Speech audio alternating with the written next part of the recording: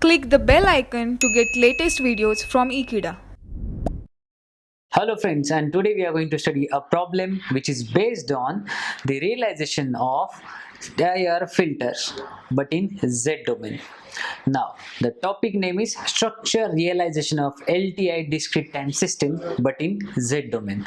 Basically, we are going to design a different types of filters but by using a given question. So first of all, we'll study the question number 1.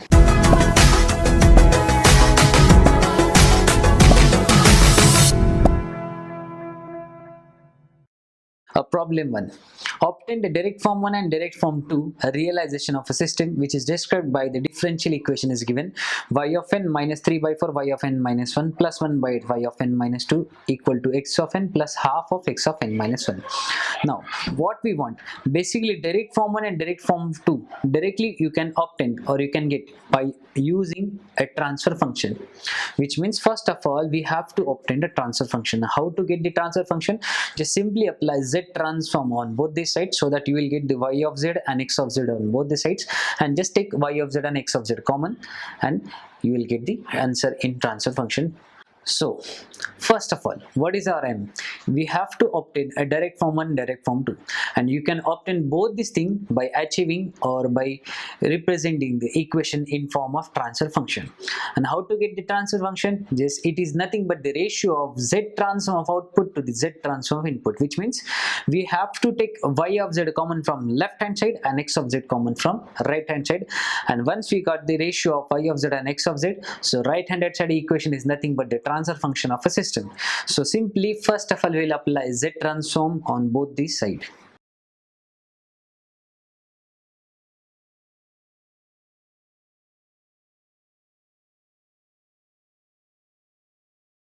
Y of n z transform is represented by y of z minus 3 by 4 is constant. Now here the y of n is delayed or shifted by minus 1, then in z transform just place the same value or shifted value in the power of z and then take the z transform y of n, that is y of z. Now do the same thing for next values also.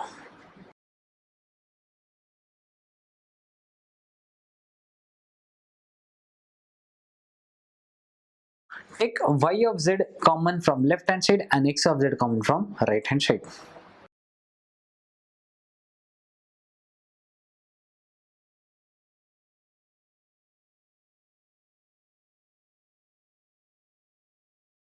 Now you have got the equation y of z into 1 minus 3 by 4 z inverse plus 1 by 8 z to the power minus 2, and on right hand side we have x of z into 1 plus half of z inverse. Now what we want for to get the transfer function, first of all we have to take the ratio of y of z by x of z, or you can say we have to write the equation. It is necessary to write the equation in the form of y of z by x of z. So what is remaining? On the right hand side we have 1 plus half of z inverse, and this whole part will be shifted on right hand side.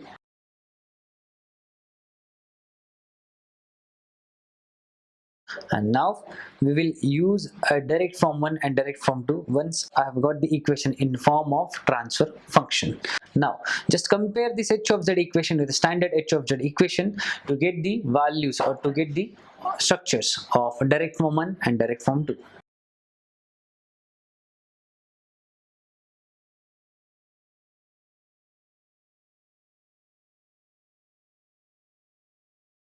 Now this is our h of z equation. Now just compare, I'm comparing this equation with the standard equation, and the standard equation transfer function is given as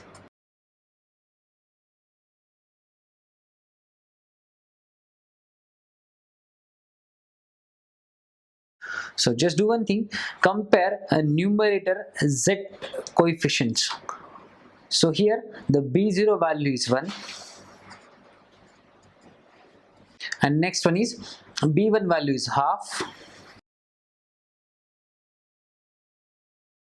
Similarly, here a1 value is minus 3 by 4, and at the end we have a2 value which is 1 by 8. Now If you know the structure or df1 structure, then just you have to place this all a and b values on it. Now we are going to plot a df1 structure. So this is our df1 structure. Now here on the right hand side we will always place the value of a, and on left hand side we will always place the values of b. Now in first block, this is in this equation or b0 and next value is b1, which means we have only a one delay because b0 which is multiplied with x of z only. But here we have a1 and a2, which means we have to add two delays. That's why I have added z inverse and z inverse in the series, so that at the end here you will get a total delay which is z to the power minus 2. Now this is the place of b0. That's why I have placed a b0 value which is 1 inside this triangle. Now the b1 value is half, so place over here. Now the next thing, on the right hand side we will always write a values with a negative sign. Now this a1 is already having a negative value, so total result is a plus a 3 by 4, and here the a2 value is 1 by 8, so we will write a minus of 1 by 8. This is how we are going to plot a direct form 1 structure. Now we will plot a direct form 2 structure, but in direct form 2 structure we required a less amount of memory element. Here the total memory elements are 3, but over there in df2 format we required only a 2 memory element. How to draw the df2 structure, I'll show you. Now on right hand side we will always place the values of all the b's, whereas on the left hand side we will place the values of a. But here whatever values of a we are going to place, we have to multiply it by a minus sign also. Now here the first block on the right hand side gives us the values of, or shows us the values of b0, and here the b0 value is 1, so I'll place 1 over here. Now in the second block here, this is the place of value b1, and here the b1 value is half, so I'll place half over here.